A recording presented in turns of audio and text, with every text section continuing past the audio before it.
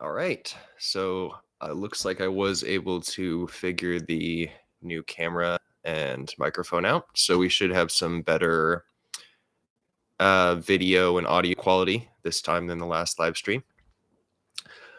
So I hope everyone is doing well today. The same as last time. Basically, if you guys have any questions, you can just drop them in the chat box and I'll answer them until things kind of slow down.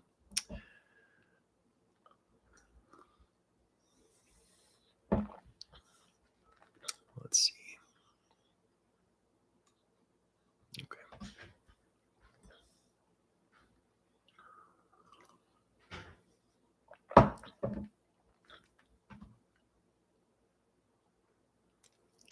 Awesome. Glad it comes out pretty well. The microphone ended up costing me like $200+, but hopefully it lasts a good long time. So we'll see. What do you think of kombucha as a probiotic? So I have a little bit of a mixed opinion on this. So I think if done right, it's very good. Now, there is some argument for against like homemade kombucha, and the main one I've heard, there was a lecture I heard a while back where the lecturer was talking about how they actually tested several batches of kombucha, and they actually found pathogens in pretty much all of them. And this was like batches that they'd actually made themselves. They were like a commercial producer of different like health supplements and things. So, you know, I think there's some possibility of contamination, but you could argue that that's the case with any probiotic. So, really, when it comes down to it, I don't think it's an issue personally, but I also don't think it's the best probiotic. It's probably one of the weakest.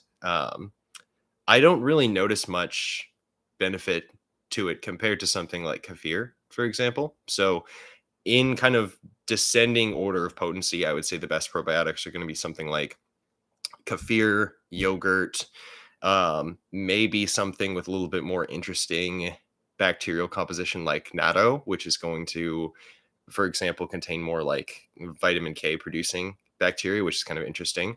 And then after that, probably sauerkraut and kimchi would be on a similar vein. And then kombucha and pickles would probably be at the end. I'd even rank like good quality homemade pickles as being better than kombucha. Not to say that it doesn't have its utility, but the alcohol content I feel reduces the kind of potency of it a little bit. And, you know, for some people and with some like of the commercial brands, it seems to just be more of like a sugar source than as like a really good quality probiotic source. Let's see. So, next question, raw meat versus cooked meat. So, I personally believe that we should cook meat.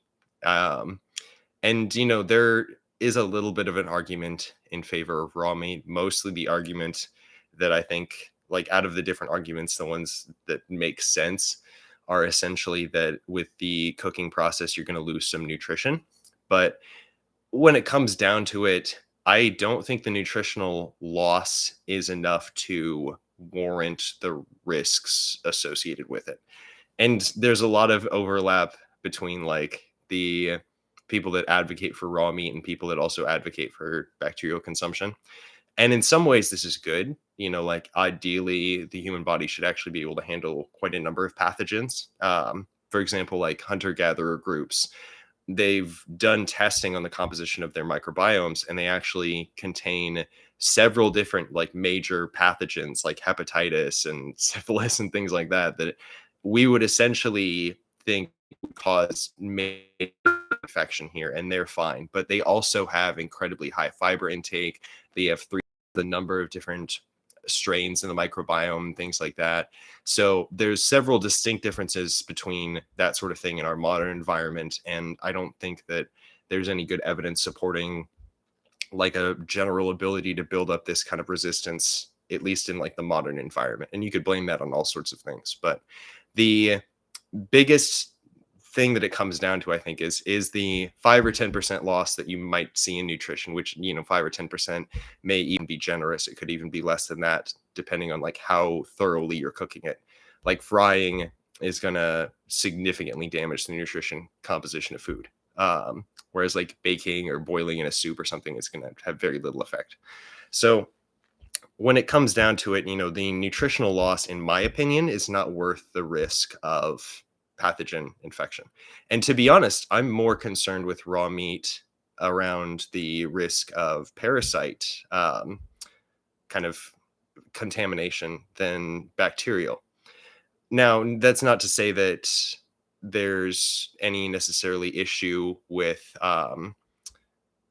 like certain types of bacteria containing food, but I have had clients that from consuming like raw meat or milk have actually had persistent bacterial infections that they were unable to resolve for months and months. So it does happen. It's not just isolated events. Some people can get by without any noticeable issues, but sometimes you can have significant issues with like parasite infection or something like that you're not even aware of, that you just have like mysterious digestive issues or something like that. So to me, that's not worth it. Let's see. Do you have your window open?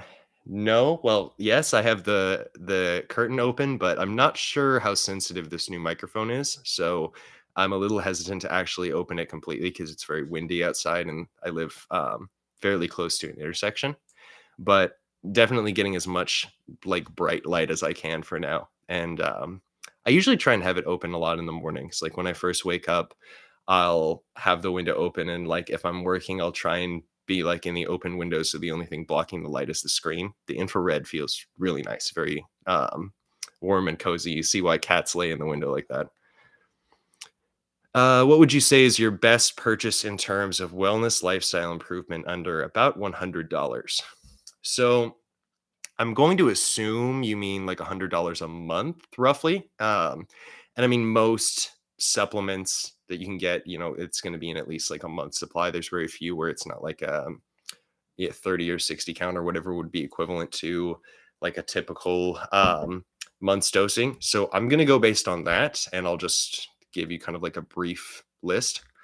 So first off, the most bang for your buck that I think you're going to get that I would prioritize would be like individual nutrients, because they're cheap, easy to mass produce. You could even buy them as powders and actually stretch your budget a lot further.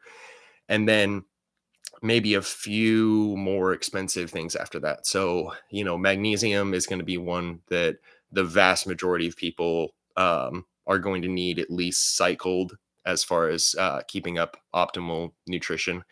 And then other nutrients beyond that are going to be more individual specific. So, for example, I wouldn't just throw in like a B complex or something like that for the average person if they don't necessarily have like a goal in mind with that. Now, some people view things like B complex or multivitamins as like an insurance policy to protect against deficiency long term. And, there may be some benefit to that. But if you aren't aware of things like your methylation status, then it's possible that you're going to cause more harm than good, especially if you have noticeable, like odd or uncomfortable symptoms as a result of taking a B complex. Then it usually is a sign that you're not benefiting from it, or that it's throwing something off in regards to methylation or other pathways.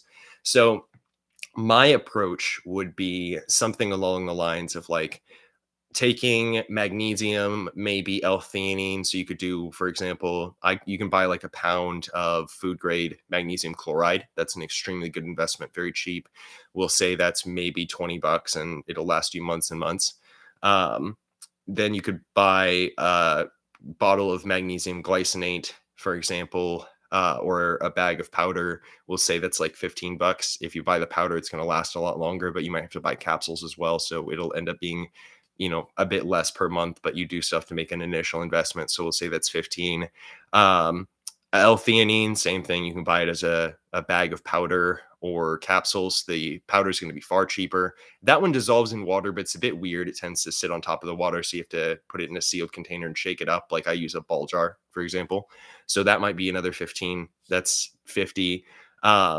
Now, let's say, for example, you're aware that you have low levels of methylation, which is the more common methylation issue that you see.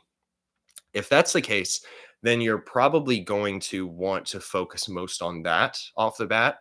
Now, that can be fairly simple. Something like a B6, a folate, those might be like $10 each. And then you could do like a sublingual B12 in the form of methyl B12, which is going to be the thing that really brings up methylation the most. That'd be a good starting stack. That's basically tier one in my kind of methylation protocol, and that would fill out most of the rest of your like monthly budget. And then on top of that, personally, I'm a big fan of like the different neurogenic herbs and things like that. So I might pick one or two more things that are basically just going to provide you some neurogenesis support without much interference with the other things that you're using. So, for example, if you're trying to correct methylation, I wouldn't focus on something that's going to increase serotonin dramatically, just because you might see some interference with your ability to gauge methylation levels, since a lot of the symptoms are serotonin dependent. But you could also do something like, if you don't have a methylation issue, you're going to have a little bit more freedom here. So you could actually include a wider variety of different things. But either way, whether you are trying to increase serotonin or not, some basic herbs that I would just use to fill out the rest of your kind of budget would be something along the lines of like bacopa, black seed oil, or lion's mane. You could also include something like ginseng, or if you aren't necessarily trying to work on something that's going to clash with it, you could also try something like polygala as a source of beta carbolines along with the ginseng. That's going to bring up your serotonin a little bit. So you want to be conscious of other things like medications you're taking. If you're taking any serotogenic medications like SSRIs, you don't want to combine those. You want to be a little bit conscious of food interactions because it has some mild MAO inhibiting effects. But overall, that would be another one that's a good investment from like a neurogenesis standpoint, and will give you just some minor cognitive improvement or other effects. That's actually what I'm drinking now, is a combination of polygala and a little bit of ayahuasca vine, which is not as crazy as it sounds, to be honest. It's not very psychoactive on its own. It just has a little bit of the same beta carbolines that you find in some of the other herbs. So, and interestingly, the beta carbolines have a ring structure that fluoresces. And I wish I had a black light to show you guys this, but if you make a tea out of beta carbolines, and technically you could do this with something like ginseng, but the best like result you're going to get is something like ayahuasca, Syrian rue, or polygala, since those three are the highest in beta carbolines. If you put this under a black light, it would fluoresce green, interestingly enough. Do you think that with good neurogenesis and neuroplasticity, you can learn new things in record time, such as skill, languages, university things, etc.? So I would say yes, but there's other factors to consider, though they all tie into neuroplasticity. The biggest thing that I think you want to take into account is honestly going to be age. Like a younger person is going to have better ability to learn new things than an older person. In psychology, this is based on a concept called fluid versus crystallized intelligence. This is one of my favorite psychology concepts, to be honest. And basically, the idea is that you have two modes of intelligence, and this is a good way of explaining neuroplasticity as well. So, fluid intelligence is your ability to adapt to new scenarios. You can think of children as having a very pure state of fluid intelligence.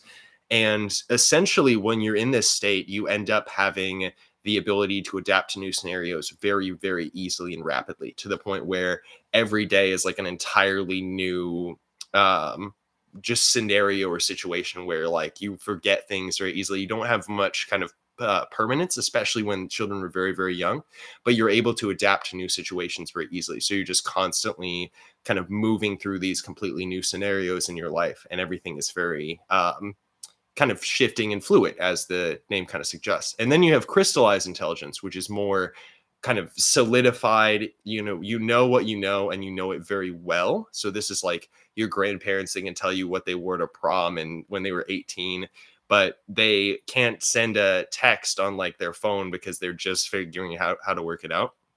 And over time, even like older adults will still be able to adapt to new technologies and things. Like all your parents and things are on Facebook, but that doesn't necessarily mean that they have as much fluid intelligence as a younger person would, who's going to be on the forefront of new technologies, new types of social media, etc.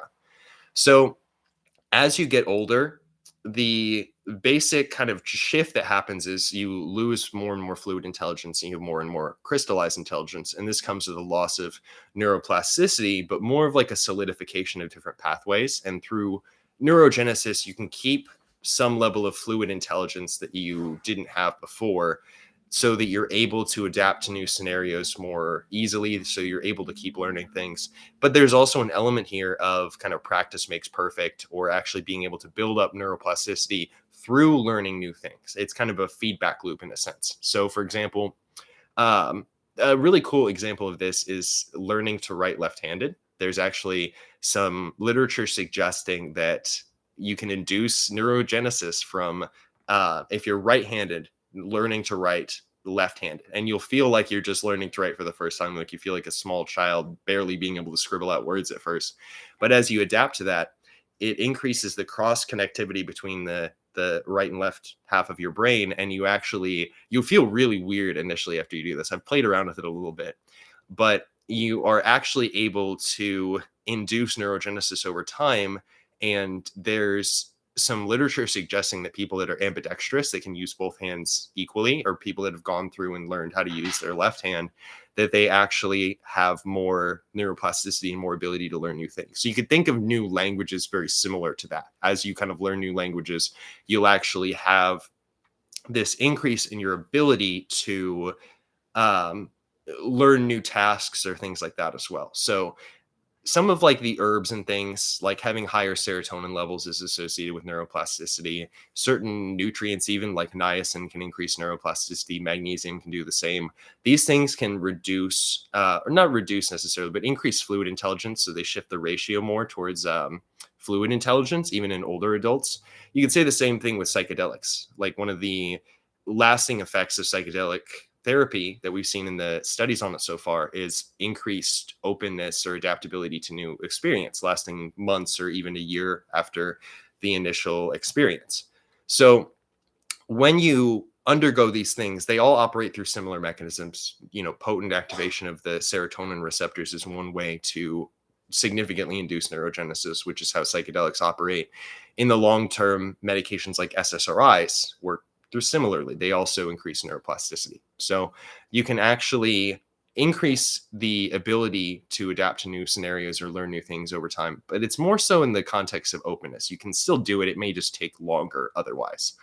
So yeah, to answer your question, like in just a simple kind of summary, I do think neurogenesis can increase this. There's a lot of research to back this up. Things like fish oil supplementation, blueberries, things like that. All these things that are shown to induce neurogenesis are associated with better kind of fluid intelligence markers. So yes, definitely, but it's not the only factor. And just general lifestyle, age, things like that will affect it significantly as well. So that's something to consider. It's not quite so black and white as you can take this supplement and suddenly you're a genius able to learn a new language overnight. Um, any thoughts on cycling ashwagandha and any known risks of taking it daily without fail? So, um, basically, when it comes to ashwagandha, this one's a little bit interesting because there are some interesting reports of pretty significant side effects in some cases. But I kind of take this with a grain of salt because it's one of the most used supplements on the planet. And because of this, you see a higher number of anecdotal reports on it. And as a result, you're more likely to have these kind of random reports of someone reacting very badly to a particular herb or supplement.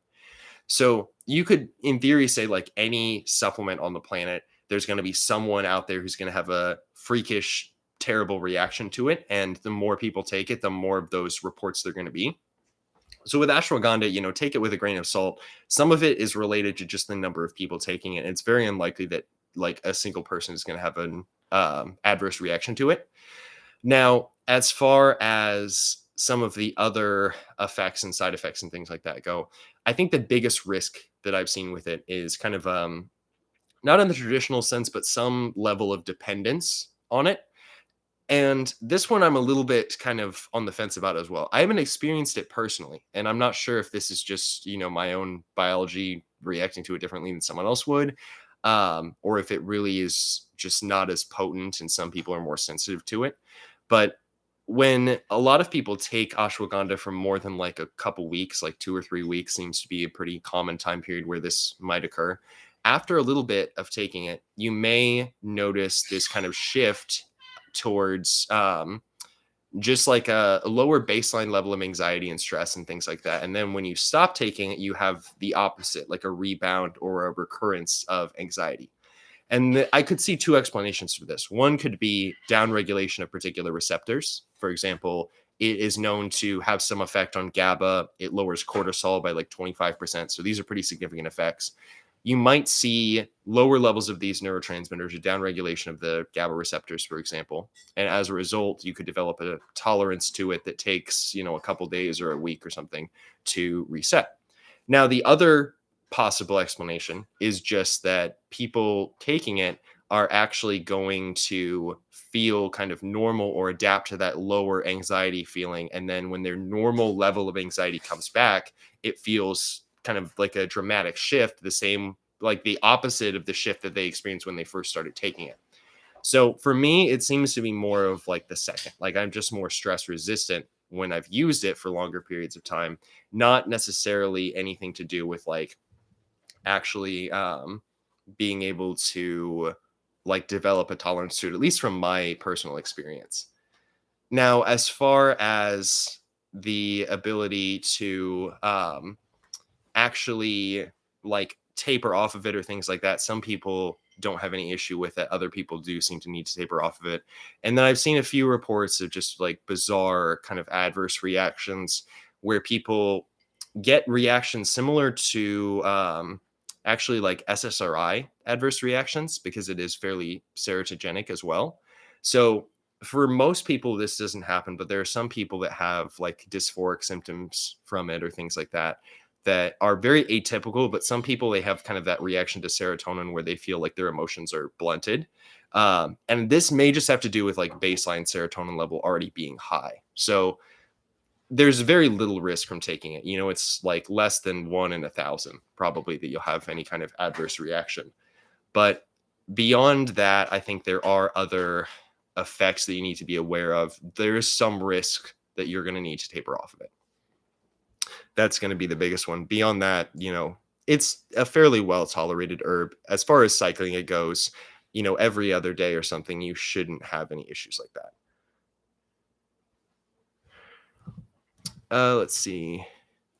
What could explain heart palpitations when and after eating? I'm not sure on this one, to be honest.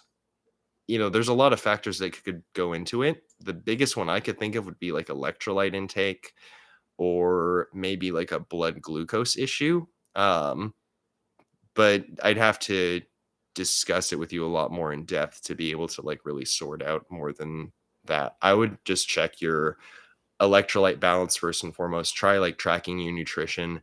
The biggest way to do that I would say I found work seems to be the app Chronometer, which is basically it's just one of many nutrition tracking apps, but it's the most like detailed one that I've encountered at least. And basically if you use that just for like a week or two, you can get kind of an average of your electrolyte intake with sodium, potassium, magnesium, etc. That might be one way to kind of sort it out. Things like potassium imbalance or magnesium imbalance would be the biggest. Some people get like little minor heart palpitations from too much magnesium. It's very, very uncommon, but some people process it more slowly than others. So you could try, if you're taking higher doses of magnesium, bring the dose down and see if that affects it. Beyond that, I'm not sure. What are the risks of raw dairy consumption? Is it worth it? I'm paranoid about parasites. So it's not so much of an issue with parasites as bacteria, and you could say they're kind of similar there. But as far as the effects of like as far as like the risks of like bacterial contamination, I had a client at one point um, who had a chronic bacterial infection that actually occurred as a result of raw dairy consumption. He wasn't doing raw meat or anything like that, but it was a pathogenic bacteria, not terrible, like not life threatening, but just uncomfortable symptoms. And basically he was at least like when I spoke with him, he hadn't been able to resolve it yet, and he'd been trying for a few months. Now, like, it wasn't the best management of it. The doctors had tried a bunch of like random antibiotics that weren't very selective for it. So, it's possible that like the risk is very low with like some proper kind of approach to it.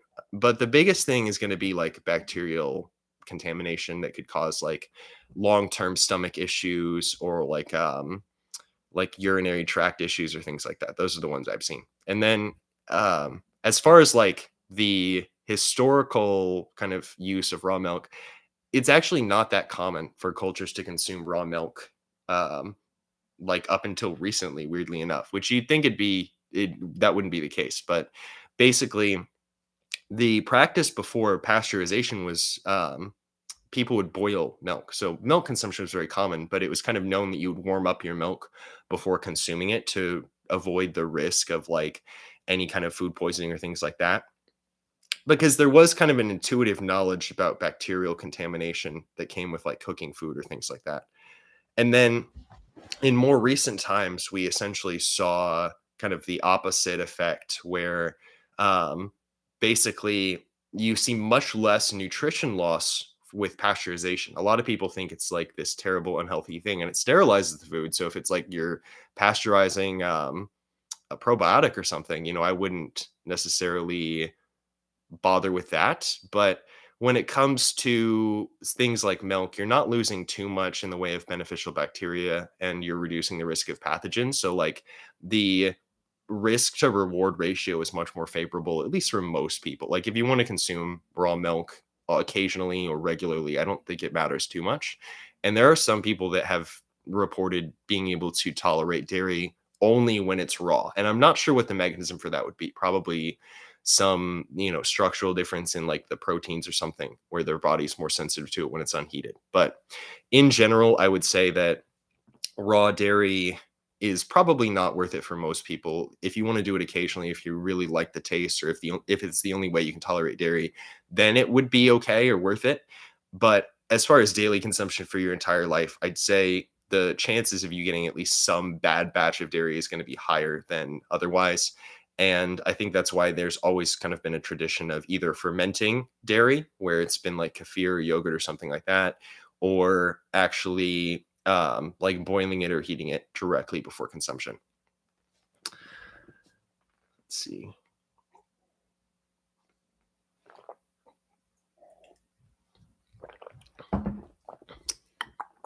Let's see. Question about fasting. What kind of fasting do you recommend? Thanks. So, honestly, my position on fasting at this point is that it's not really required. There can be quite a few benefits to it, though. So, the main benefits that I think we see with fasting are like okay, so first off, there's two models of kind of fasting that you can approach. There's intermittent fasting where you have periods of daily fasting, usually skipping one meal, sometimes two meals. And for some people, that can be a game changer with weight loss due to the fact that it kind of forces you into a caloric deficit. And then the other model of fasting would be occasional longer term fasting, which would provide you similar benefits to weight loss, but not as much of like a prolonged thing, more along the lines of like weight loss during that time period. And then if you eat within like maintenance calories or below, then you're able to maintain that. So the model of intermittent fasting, I think it's a little bit restrictive for some people. My other issue with it is that it can basically lend itself to circadian disruption in the form of people skipping breakfast in favor of like eating a later lunch and dinner. And a lot of the time you end up eating right before bed because you put off your first meal of the day until like 4 p.m. or something. And then you're left with like trying to eat in this 8 hour window that spills over to like 11 p.m. or midnight or something. And eating a few hours before bed, I think, is going to have much more significant negative health effects. I saw a study the other day where actually they compared like skipping the first meal of the day with skipping the last meal of the day. And interestingly enough, they found that skipping the last meal of the day had the best effects on things like blood glucose. And that when you ate at night, it actually had kind of a negative effect on blood glucose that would kind of counteract the benefits that you might get from it. So, intermittent fasting, I would only really skip one meal so it's not excessively restrictive unless you're like really trying to lose weight and you like to restrict your diet as much as possible. Um, and I would make the last meal of the day that you take out if you do that. The way that I personally have used fasting is just a couple times per year. Like personally, I do like maybe 3 times a year or something. You could do more, you could do less. I do a bit longer fast, something along the lines of like 4 to 7 days. After the 2 or 3 day mark, it seems to me that you see benefits with fasting that you don't otherwise. And basically, one moment.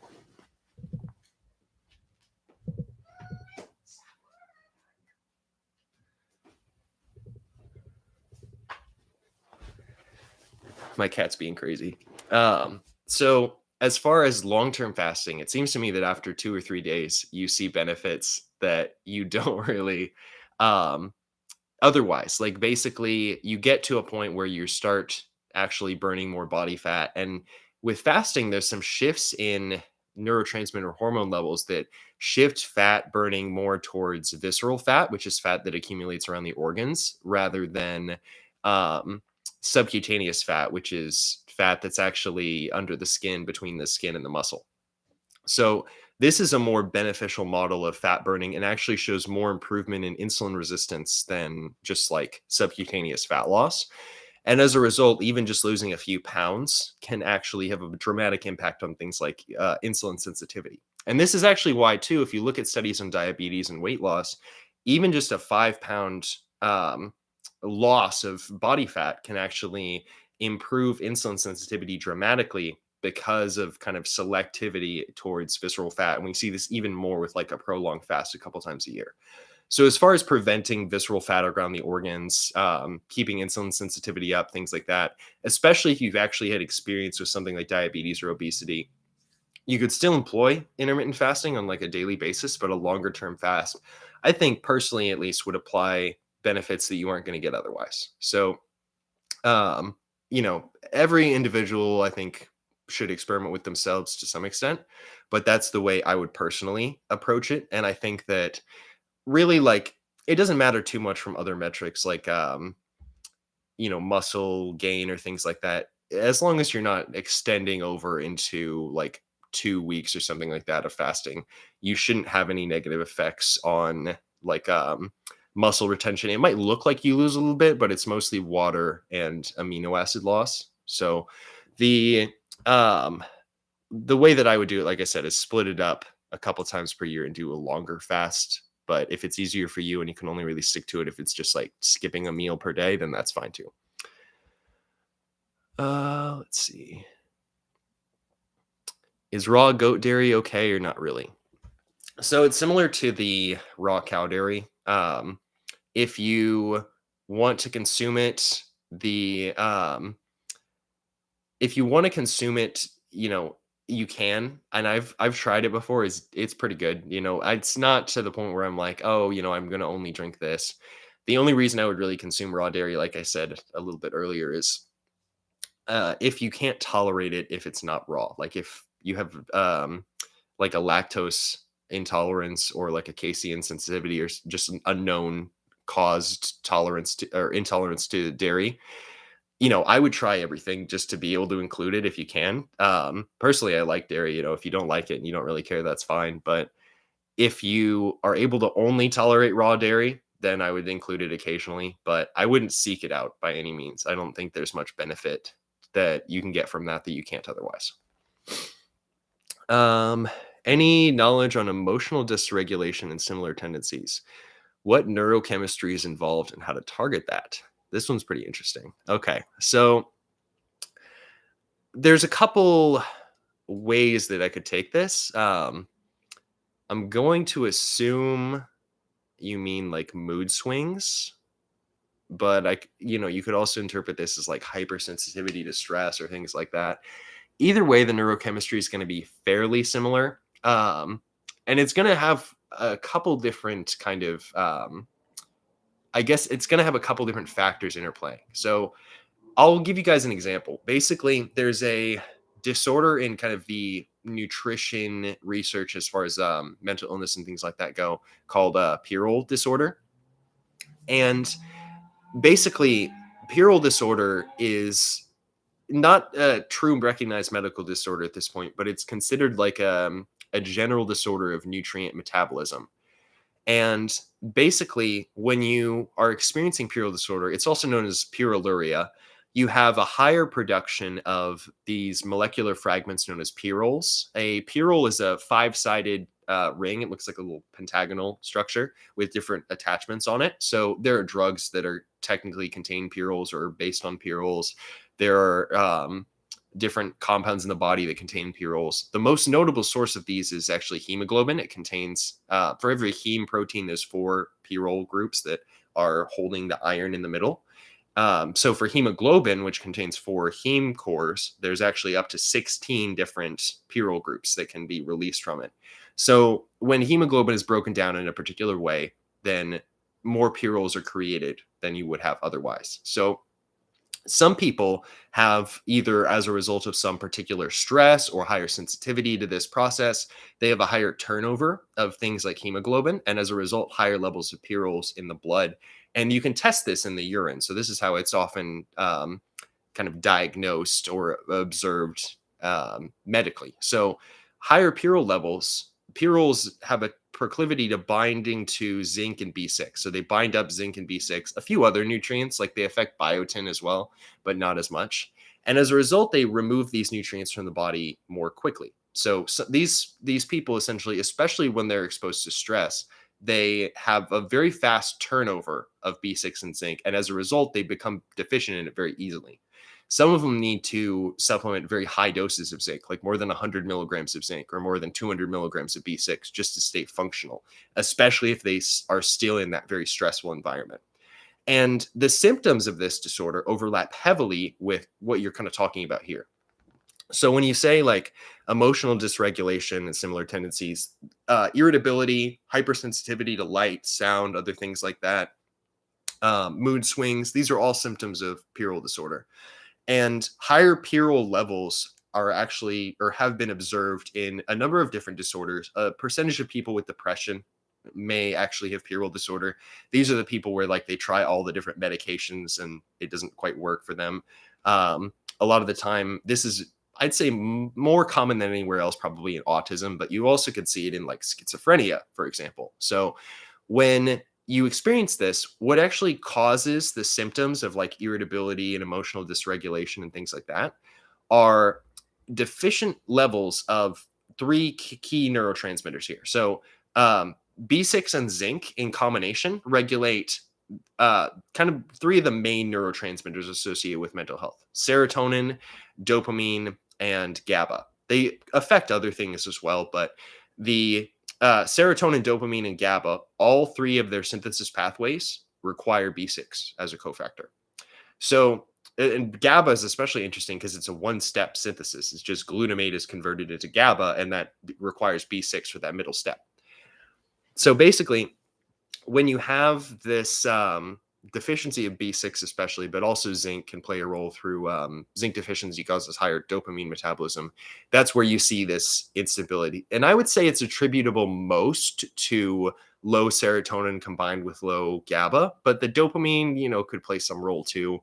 You could also see this potentially with like hormonal imbalances. Like you could argue that people with like very, very high androgen levels could experience this, for example, or like the combination of high androgens and low estrogens. But you don't really see this too much just like randomly occurring. It's more so kind of the opposite, where people have low levels of either just testosterone or both hormones. So that'd be more a case of like seeing that in individuals with like using the hormones exogenously or something like that. But interestingly, that kind of ties into the same thing. Estrogen tends to increase serotonin and give you kind of more stable mental state, which is, fine. It's normal amounts. Estrogen is healthy as long as it's not out of range, high or low. Um, but when it's low, then you have low serotonin, low neuroplasticity, and driving up the androgens very high could also kind of mimic the effects of higher glutamate or higher adrenaline or something like that. So the kind of pharmacology overall would basically be like high stress hormones, higher glutamate, low GABA, low serotonin, just lack of inhibitory neurotransmitters. That's really what it's going to come down to. As far as how to target that, it would be something like increasing inhibitory factors, repleting the nutrients that might be deficient that are causing that. For example, like I mentioned, B6, zinc potentially could be another one. You could use, obviously, plenty of magnesium is going to have a natural inhibitory role in the relationship with glutamate, basically blocking glutamate's ability to cause neurons to fire. And then, if you need to manage stress as far as like emotionally or things like that go, you can lower things like cortisol, for example, with like exercise, a little bit of cardio every day or something like that. Sun exposure is going to help get that back on track. Just avoiding stressful triggers in the environment is important as well. And then if you really need to target it more forcefully, this is like cases where it's very severe, like schizophrenia or epilepsy or something like that, where the dysregulation is very severe, or like severe autism. You can use different herbs that promote neurogenesis, like beta carboline containing herbs, for example, can increase the serotonin and things like that in the short term. Bacopa also has some studies showing regeneration of the serotonin systems. You also see with Bacopa, there's some very interesting research on it being able to upregulate and replenish GABA receptors and even protect GABA receptors from damage over time. And this is the best ones are the studies with Bacopa and epilepsy. If you haven't seen these, I highly recommend searching Bacopa epilepsy on like PubMed. The studies on this, they actually compare the effects of Bacopa both like before epilepsy and after epilepsy. And the way they do this is they use a neurotoxin that kills off the GABA receptor containing neurons. So they apply this neurotoxin, and if they administer Bacopa before giving them the neurotoxin, epilepsy does not occur.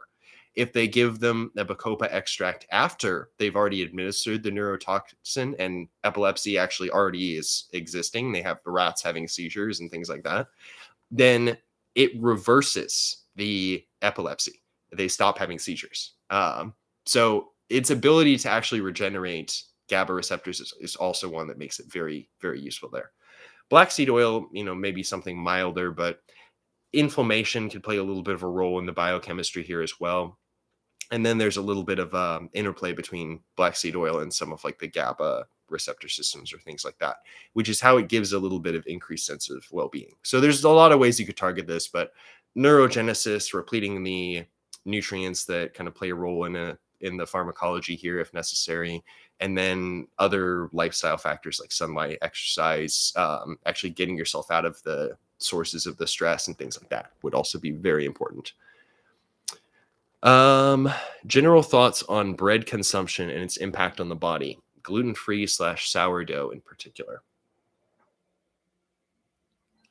Okay, so when it comes to grains are one of the more common inflammatory triggers, and there's several different reasons or potential mechanisms for this. So, we'll use wheat as like the prototype example of like a bread grain here. So wheat is it stands out a little bit because it contains gluten, but it contains a lot of other compounds that are common in other like bread grain type of grains or things.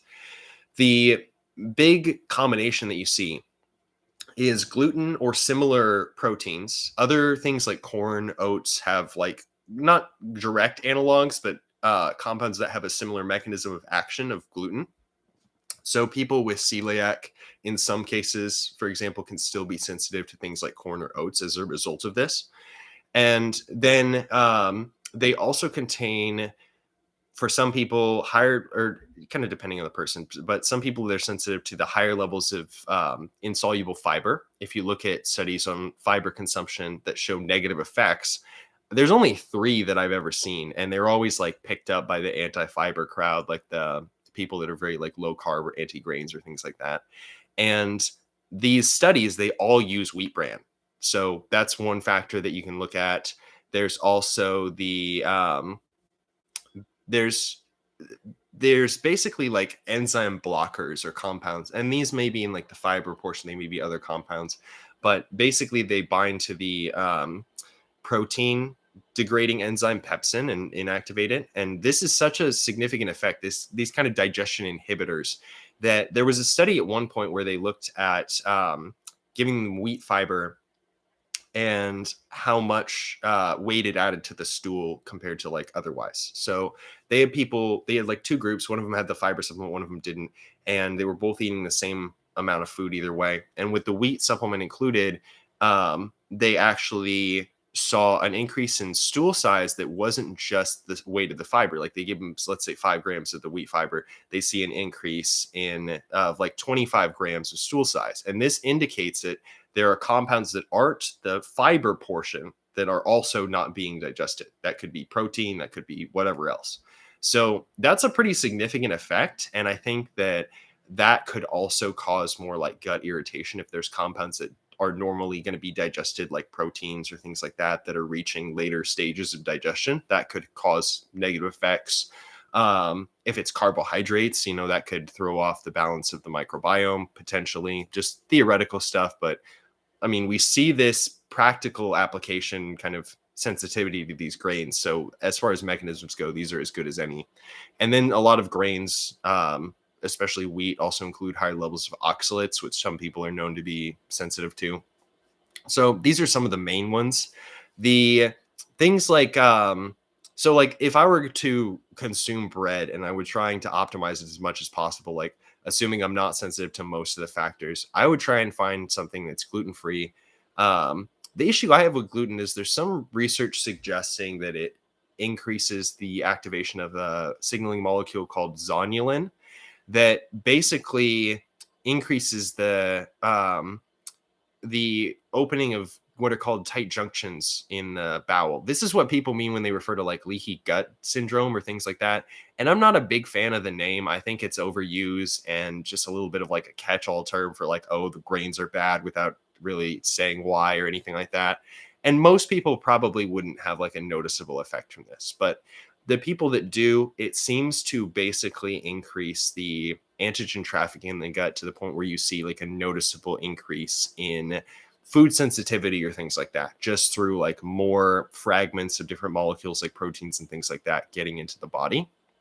And this is the mechanism with celiac. There's actually a direct correlation between sensitivity to zonulin activation and celiac disorder. This is the proposed mechanism by which it works. So I think there's varying degrees of sensitivity to things like this. So I would avoid gluten just to be safe. If you can tolerate it, good for you. But if not, or if you have like a negative reaction to wheat and you're not sure if it's gluten or something else, I think avoiding gluten is a safe bet.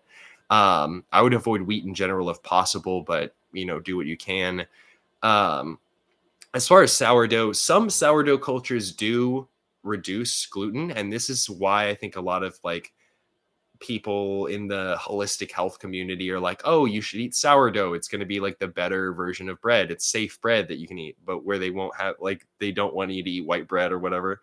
And I think a lot of those people, maybe there's some difference with the sourdough, but more likely, I think they're just getting a little bit better quality wheat without a bunch of additives and like fortification and things like that.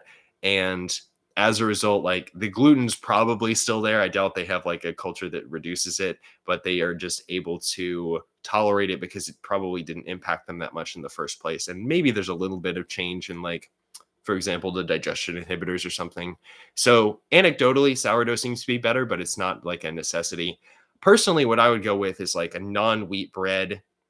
Like you can find rice bread, something that's like a mix of other types of grains, whatever you want, really.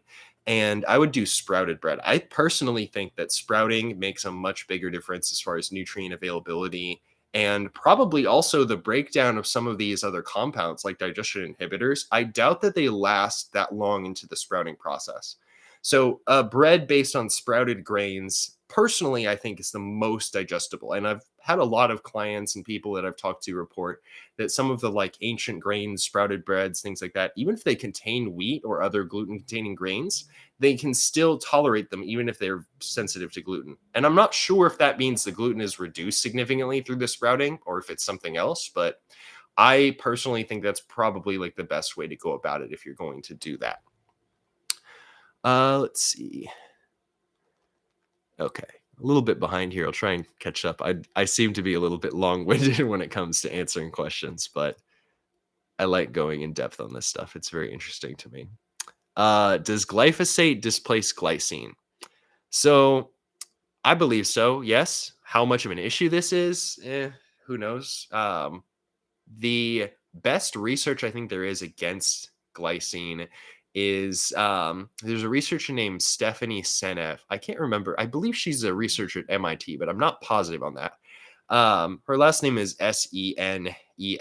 She has some fantastic work on sulfur, especially. This is how I discovered her, was through researching sulfur. And a lot of her work is based on this idea that sulfate ions regulate blood flow by acting as like an electric cushion for blood cells and the cell walls. And her research, after she did a lot of work on that, basically, and just to summarize like their first segment of work, because I think this is very interesting, she basically posited that cholesterol molecules in the cell membrane of red blood cells would bind to sulfate ions, which are negatively charged. And so you'd have this negatively charged barrier around the red blood cells. And then you also see these polysaccharide fibers that come out of the walls of veins and things like that. And basically, these also can bind to sulfate ions. So you have this like branched little fibers containing sulfate ions, and then red blood cells, which are coated in sulfate ions. So the negative charges repel, and as a result, it inhibits blood clotting. Now, if you have something like plaque buildup, this derails this mechanism, and that's where you're more likely to see issues. There are probably other mechanisms that play a role with clotting too, but that one is a very interesting theory, in my opinion, and I really, personally, I think it holds some credibility. So I like her work in that area. And then she's kind of branched off into finding as much as possible about glyphosate toxicity and how that could potentially work, how to mitigate it, things like that. And so she's talked a lot about that. She's compiled some research papers on that. And it seems glyphosate is fairly toxic and probably correlated with different things like autoimmune disorders and things like that. Probably not in everyone. And the real question that I kind of wonder about is, are the very trace amounts of glyphosate found in most foods going to be enough to cause issues? And should we be especially concerned with like GMO foods, which are higher in glyphosate than other foods? We already know that very small amounts of certain molecules, like microdose amounts of different pharmaceuticals, for example, can alter things like gene transcription, epigenetics, methylation, things like that, in ways that could potentially activate kind of underlying disorders or issues. The question here is really, is glyphosate enough to do that? I'm not sure that it displacing glycine is the biggest concern here, to be quite honest. Like, it probably does occur since it's similar structure, but the intake of glyphosate relative to glycine is such a small amount that I can't imagine that with the amino acid turnover, that it would ever make up more than a very, very small percentage of actual glycine in the body. I think more likely it's affecting some other aspect of metabolism where it's active in much smaller amounts. At least, like, based on the research we have on its negative effects, I think that's an explanation that makes more sense to me personally. But I would review her work. She is the expert in that area. She has some nice podcasts and things on YouTube where she talks a little bit about it. What exactly do you think causes the sunken eyes many get after veganism? So I think it's probably a combination of different things. There's a lot of nutrient deficiencies that veganism predisposes you to. Zinc deficiency is probably a big one. Beyond just like circadian rhythm disruption, which is the obvious one, I think you also see basically like it's a combination, to my understanding, of oxidative stress, and sometimes you see like mineral accumulation that's linked with that. So iron accumulation over time, which plant-based foods, especially wheat products, are fortified with iron a lot. So you probably see more accumulation of iron in vegans, but not necessarily proper usage of it, which is how you can see anemia in vegans, even if they're taking iron supplements, for example. Um, that's like basically a combination of like lack of B12 and retinol and things like that with higher zinc intake. Sometimes you can also see higher copper intake, which has a similar effect. Both end up accumulating in the body and actually acting as almost like free radicals themselves, but it's more that they induce free radicals or accumulate in certain tissues, and that can cause kind of long-term stress to certain things. It's visible in the eyes mostly, but you can see it in like skin quality and things like that as well. There's kind of a certain look that like comes with veganism, which is very interesting. And we can speculate on the biochemistry all day, but I think the biggest thing is like um, the like mineral dysregulation. Let's see. Another question. What do you think of cardio or other endurance training? There was zone 2 training hype, necessary or not, at which frequency? So, uh, basically, as far as the effects of cardio go, exercise in general is going to increase neurogenesis. That's part of the reason that I think it's so beneficial. Like the idea of like maintaining a certain level of strength or endurance, I don't think should appeal as broadly to people as like the mental benefits do, honestly. That's my personal perspective on it. And obviously, I'm very interested in the brain. So I'm going to be a little bit biased in that sense. But I just think that like the prevention of neurodegeneration alone, like the estimates as far as like how prevalent neurodegeneration is going to be are pretty scary. Like the generation of people that are in like their 40s or 50s right now, it may be as much as like 1 in 4, 1 in 3 of them have dementia or Alzheimer's or something along those lines. And if the prevalence of these disorders continues increasing, then younger people that are kind of in my age group should be even more concerned about that. And exercise and seafood consumption, sunlight exposure are going to be some of the best ways to prevent that. So, cardio is probably the most well researched as far as its connection with neurogenesis, but I don't necessarily think that it's automatically the best at inducing neurogenesis just based on that alone. I think it's easier to research in lab animals. You can't have rodents lift weights, basically. Maybe you could somehow, or maybe there is some way to that I'm not aware of. But I think that it's much easier to have them run on a treadmill or something like that. And as a result, that research on animals that we have is pretty much entirely in that group, and that scales up more easily to humans. So that's what we also seem to focus on with humans. I do think that there's probably a good rationale for combining strength training or resistance training with endurance training or cardio. And maybe there's some things that overlap that are possibly even more beneficial, like swimming or rock climbing or something like that.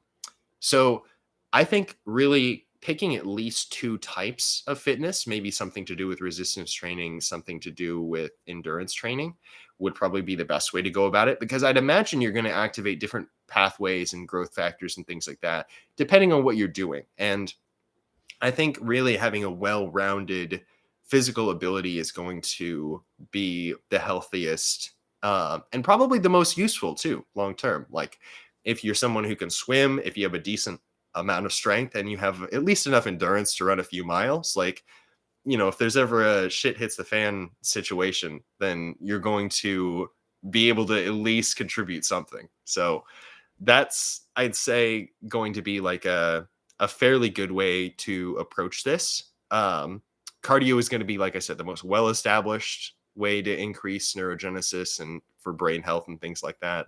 But I don't think it's essential for that purpose. That's just my personal opinion there. Have you ever suggested 5-HTP, GABA supplement, DLPA for improving social anxiety? Have seen them as potent products that have short-term results, not sure about long-term impact.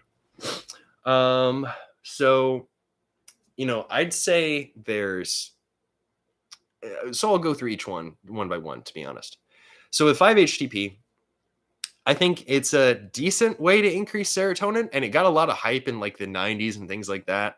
Um, when it first became like a more widely available supplement.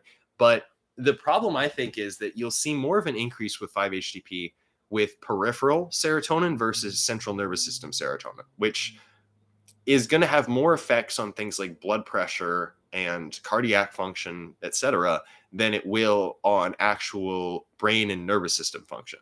So, that's going to be probably not an optimal way to increase serotonin. Like, this is like the progression that we've basically seen with antidepressant medications for increasing serotonin, for example, is something along the lines of MAO inhibitors being the first, which basically worked by inhibiting the breakdown of the enzyme that metabolizes serotonin, and they would inhibit it in all parts of the body because it's the same enzyme no matter where it is. So you get a good amount of central nervous system serotonin increase, but peripheral as well. And then we switched over to other types of antidepressants. Mostly SSRIs would be the next kind of dominant one that we are using currently. Um, and these are basically going to be more direct in the nervous system because they're inhibiting the reuptake of serotonin, which is basically the reabsorption of serotonin back into the neuron that it was released from. And so when they block this reabsorption, it spends more time at the receptor. So the benefit, to that is that the reuptake inhibition can only occur in the nervous system. It's not going to have effects elsewhere in the body necessarily. Um, but it could still affect peripheral serotonin to some extent. We don't really have a way of directly targeting it only in certain circuits or things like that. I think the future of pharmaceutical serotonin targets is probably like direct agonists of the receptor, similar to what we see with psychedelics. Like, the pharmaceutical industry, what they want is not necessarily psychedelics themselves. They probably want something that's going to target the receptors in a similar way that will provide like a mood benefit or a benefit to neurogenesis or something like that. I'm sure they don't care about the mechanism. They really just want something that works fairly well. Um, but they also want a drug that they can patent. So an existing recreational drug is not necessarily their ideal approach to that. So if they could come up with some analog of one of these compounds that's not patented, then that'll be the probably next common class of medications that we'll see. Though it could just be psychedelics themselves. I'm not 100% sure on that. So, my kind of approach to raising serotonin really depends on the case. Like, if it's nutrition related, you can really just increase methylation. That's going to mimic the effects of an SSRI without a lot of the side effects. But that's assuming it's caused by low methylation in the first place. Some people, it's also B6 deficiency. So if it's B6 deficiency causing your low serotonin, then you basically are going to need to replenish the B6 to be able to target that. Now, if it's something else beyond that, there are different polymorphisms and things like that that can affect things beyond this. The other kind of ways that you could target this, there are herbal MAO inhibitors, which are going to act similar to the medications I mentioned. Obviously, the medications themselves are going to be a good option for some people, and it's really a trade-off. Like, if the side effects are not worth the effects that you're going to get with long-term usage, then certainly don't bother with them. But there are other herbs and things which are really going to have similar effects, potentially with less side effects. Like the MAO inhibitors, the pharmaceutical ones are irreversible. So they'll spend weeks in your system and basically bind up all the MAO that you have. Whereas with some of the herbs, like I mentioned polygala earlier, that's an MAO inhibitor. A milder one, not as strong as some of the medications, but a decently strong one. That's a reversible inhibitor. So it'll only last like a day in your system before it's metabolized and the MAO is kind of freed back up. So you can control the level easier, and it's less likely to have like a food interaction or other things like that. Because there are some food components that are metabolized by MAO where, like, it's mostly really aged cheese or fermented foods where if you eat them after taking one of these compounds that inhibits the enzyme, then you get spike in blood pressure as a result of like the amino acids that are found in aged cheese and stuff like that not being metabolized properly. So, those are basically your options. There are certainly other herbs like that are serotogenic, but if you like have like a phenotype of depression that's caused by low serotonin, which not all of them are, then that would be better ways to approach it. As far as GABA supplements, I've talked a little bit about some of the different ways to increase GABA, but basically, again, it comes down to herbs that have either direct action on it. You can just say supplements that have the same thing. So, like, as far as most to least tolerable, the most tolerable ways to target GABA directly that I found, GABA supplements, there's some argument, in fact, that they shouldn't even reach the brain. The blood brain barrier, in theory, should not allow GABA to pass through it. So, some people would argue that the only reason that we're even able to feel anything from GABA supplements is because your blood brain barrier is not intact. I don't remember the author, but there's a book called Why Isn't My Brain Working, I think. And the author suggests basically that taking a GABA supplement is a way to test for a leaky or inefficient blood brain barrier. And if you feel something from it, then your blood brain barrier is not functioning properly.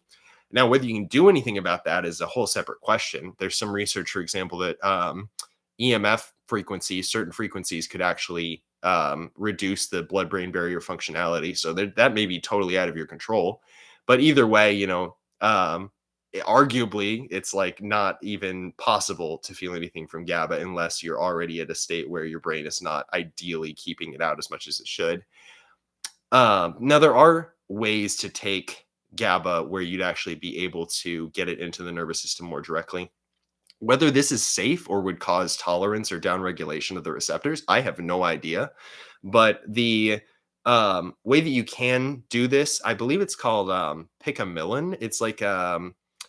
It's basically I think someone mentioned pharma-GABA. I'm not sure if pharma-GABA is the same thing, but picamillin is basically this like GABA niacin conjugate where they bound up GABA and niacin together. And it's sold as like a pharmaceutical, interestingly, in like Russia and some other places like that in Eastern Europe. Which Russia will prescribe you like B12 and things like that as like a pharmaceutical drug. So don't take that as to mean it's like safer, like a drug or anything like that. But it basically gets GABA directly into the brain. Some people report it's really mild. Other people report it causes a little bit of tolerance. So I've never tried it personally for that reason.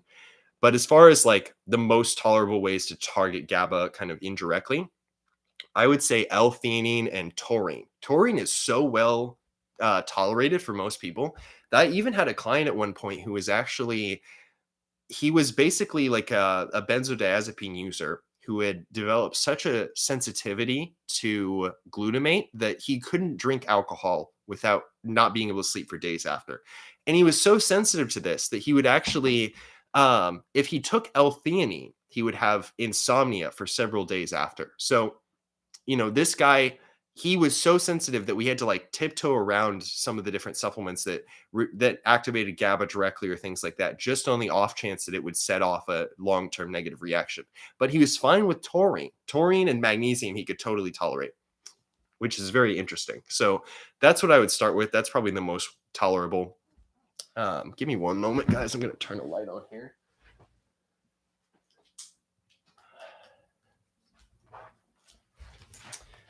I think that should be a little bit better as far as lighting goes.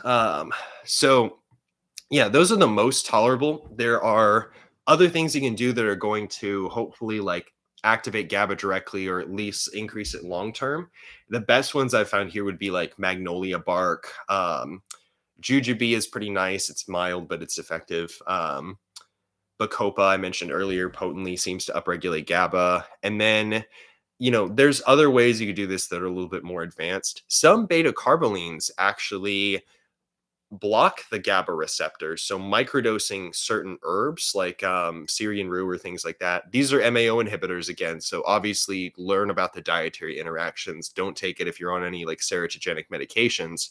But the GABA antagonism that you see with this may also upregulate the GABA receptors long term. And I've taken these for a while. They don't seem to cause any tolerance or anything. You can stop and start them. At least I can. I don't know about everyone, but I haven't heard any reports of like tolerance from them. And the GABA antagonism, as long as you keep it low enough that it's not like uncomfortable or anything like that, it seems to just give you like a very mild stimulant effect.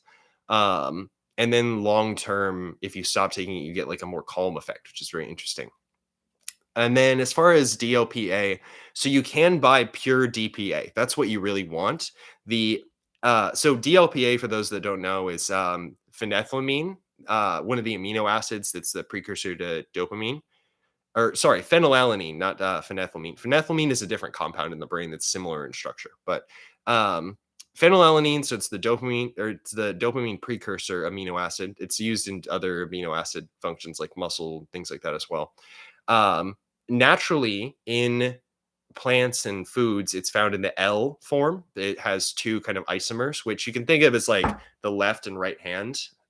So they look the same structurally, but they can't be overlaid onto each other unless you were to like mirror image kind of flip them. So the L forms of amino acids are the forms that are used in life.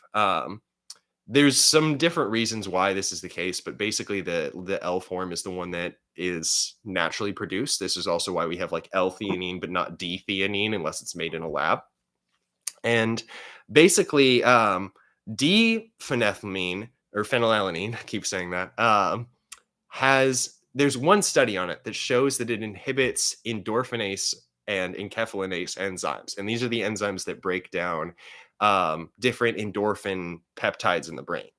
So basically, DPA is the compound you want for like the mood lifting, anti-anxiety effects. Now, if you are desensitized to opiates at all, you probably won't notice this much. Like personally, I don't feel too much from this. I might have before actually like having a history of opiate use, but as someone who's actually used things like heroin, I'm not ever going to feel anything from DPA. But someone else might. The most I've ever noticed from it was like when I like taking it more recently, I got kind of a mild relaxing or a little bit sedating effect, but it's not much. If you are someone who notices something from it, like that's good, probably a good sign. But that's another one that like I wouldn't take DLPA because every time I've taken that, I didn't get much of a beneficial effect. I just got this vasoconstrictive effect where I felt like a little bit of like worsened circulation or like a tension that carried over to my vascular system, as well as a little bit of like muscular tension. So my interpretation of that is that it seems to be the L portion having an effect on dopamine, and later down the kind of chain of metabolism also increasing adrenaline and things like that as well. So it's a little bit uncomfortable for me, and personally for me the L portion outweighs the D portion, but if you can just get the D portion, which there's one company that sells it, that should be better. Let's see. Question about cold showers. Are cold showers overrated? So obviously there's going to be a spectrum of cold exposure, and I think the question here is basically like, is it cold enough, the same as like an ice bath or something like that? Anything below body temperature is going to be cold enough that you experience some benefits. With cold exposure, what occurs is basically in the mitochondria, the way that they produce energy is that there's two cell membranes. There's the inner membrane, which like if you see a picture of a mitochondria, it looks very like wrinkly with all these like indents and little folds and things. That's the inner membrane. The inner membrane is very curved and folded. The outer membrane is smooth and just perfectly like kind of oval shaped or whatever other shape the mitochondria is. So this creates a kind of little space between the inner and outer membrane. And it's a very tight space because the folds are very tight. And this space, the reason the inside is very folded and the outside is very straight is because the inside, they want to maximize the surface area because there's these little pumps that are basically proteins called cytochromes, and they're responsible for most of the energy production in the cell. It's like 7 or 8 times as much energy production, for example, as glycolysis. So this is called oxidative phosphorylation. Basically, protons are pumped through these proteins into this narrow little space between the inner and outer membrane. And as a result, it builds up a very dense kind of cluster of protons. And so you end up with a charge gradient where it's very negatively charged inside the mitochondria and very positively charged in this little pocket space between the inner and outer membrane of the mitochondria. And then the mitochondria, to really produce energy, what it does is it opens up a transporter to pull protons back into the mitochondria. So it uses that difference in charge from the positive charge to the negative charge to actually allow some of that positive charge to flow back through. And it hooks that up to a little motor, like it literally looks like a motor. It's the ATPase enzyme. And for every like partial rotation of this motor, it actually produces an ATP molecule. So it hooks up that charge difference to an actual chemical reaction or chemical production, so that it's not just lost as kind of free energy, because the charge movement is energy. It's still kind of a potential energy, but it has to be bound to that chemical reaction for it to be fully kind of plugged into the circuit, I guess, of energy transfer within the mitochondria. Now, with cold exposure, what happens is the body actually wants to diffuse that energy. So it opens up another transport channel to offset some of the load on the ATPase enzyme. So it reduces ATP production in favor of actual free energy loss. So it opens up what are called uncoupling proteins. This is what if you ever hear anyone talk about mitochondrial uncoupling, I've mentioned it a few times in the past. This is what it refers to. It's basically this uncoupling of proton flow from ATP. So you could think of this like having a battery, and instead of connecting it to like a motor or a light bulb or something like that, you take one wire and connect it to one side of the battery and just loop it around to the other. Electricity is going to flow through that. It's going to be moving energy, but all that's really going to happen is the energy is just like lost as heat, essentially. So the energy loss as heat is actually what keeps the body temperature up. So anything below the normal body temperature is going to trigger this mechanism. The colder you go, the more you're going to see it, but you also want to be careful you don't go like hyperthermic or into shock or something like that.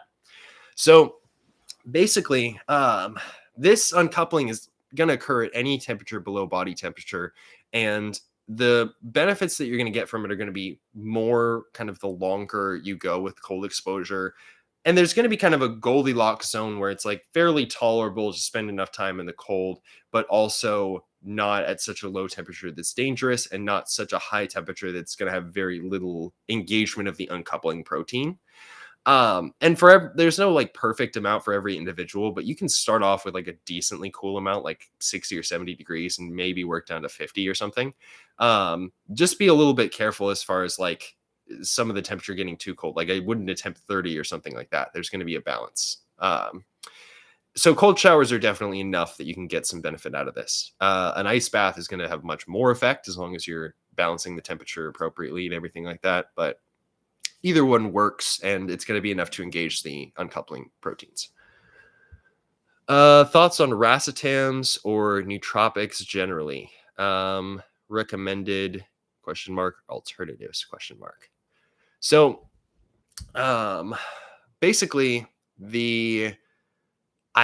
so I'll be honest. This is probably surprising for like any of you that actually know a decent amount about nootropics, but I haven't used any racetams. Like these are like the stereotypical nootropic class that everybody starts with. It's like, I think piracetam is the main one.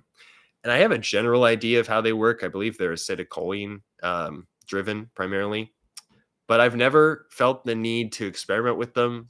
And really, like the results I've heard about haven't been that impressive. So not my first choice, to be honest, as far as nootropics. And I've just never been interested enough to try them. As far as other nootropics, my personal favorites, like my kind of go-tos for like a nootropic combination, would probably be something along the lines of like an acetylcholinesterase inhibitor and maybe like one or two other mechanisms stacked on top of that. So like my go-tos are essentially some beta carbolines, because they act as acetylcholinesterase inhibitors, and some of the more potent ones are also GABA. They're inverse agonists, but they behave like an antagonist of the GABA receptor. So blocking GABA, if you do it just right, very mildly, it actually will increase the levels of things like dopamine and other stimulating neurotransmitters. And some of these different beta carbolines will also inhibit the metabolism of serotonin and or dopamine. So you'll see an increase in serotonin on top of that balances things out a bit. So if you get the dosage right with these, I find they can be very nootropic. Other acetylcholinesterase inhibitors Milder ones I like or would be like Bacopa or Gotu Cola with a little bit of GABAergic activity on the side that's very kind of balanced for me. If you want like a really, really potent acetylcholine increase, huperazine A is the one that I recommend that people like if somebody's like, I have to take the bar exam or something that's like an insanely like intensive test or something where they have to study very in depth and they don't want to take Adderall or something like that. It's the huperazine A is probably the most potent, like non-pharmaceutical acetylcholinesterase inhibitor, which for those that don't know, acetylcholinesterase is just the enzyme that breaks down acetylcholine. So when you inhibit that enzyme, you get more acetylcholine, and acetylcholine is actually the main neurotransmitter that regulates learning and memory. So it's not going to have like a feel good stimulant effect like an amphetamine or something dopamine driven would. It's not going to be addictive. It's just going to feel like cognitive enhancement, like on a base level. And this is why pretty much all nootropics are based on this. Like ginkgo biloba is an acetylcholinesterase inhibitor. Bacopa is, all these others that are sold as like nootropic herbs or things like that all act via this mechanism. And huperazine A is so potent, interestingly, that it's in clinical trials currently for the treatment of dementia and Alzheimer's, because the current acetylcholinesterase inhibitors used, there's one called galantamine, which is like the prototypical pharmaceutical acetylcholinesterase inhibitor, and huperazine A like rivals it in strength apparently. So it's in the works of actually becoming like a pharmaceutical compound. So it's very potent, though it is naturally derived. So that's one that I highly suggest in that sense.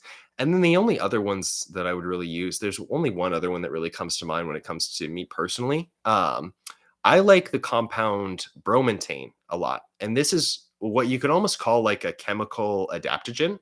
The believe the term used in like the nootropics community is an actoprotector. I'm not sure exactly how they derive that term, but basically it's a chemical that reduces like stress response through all kinds of different stressors. And the main reason I like it is because it long term has some ability to upregulate the dopamine synthesis pathway. So, like for even a couple weeks or months after taking it, you see an increase in things like tyrosine hydroxylase, which are some of the precursor enzymes to dopamine synthesis. So, with bromontane, it's not like a forced stimulation or anything like modafinil or something more potent would be, but it's also not going to be enough that you really get like it's not going to be enough that you have any like side effects or dependence on it. It's not really like super noticeable. I just find that I get things done a little bit more easily when I take it, which is kind of interesting, and I'm not 100% sure how to explain that, but it does seem to have that effect. And basically this is another one that's like a pharmaceutical compound in like Russia and a couple other parts of the world, so it's a little bit more potent, and it's kind of a gray area as far as like whether it's considered a supplement here. A lot of places sell it as a supplement, but not all of them do. It's not, you can buy it at Walmart or something like that.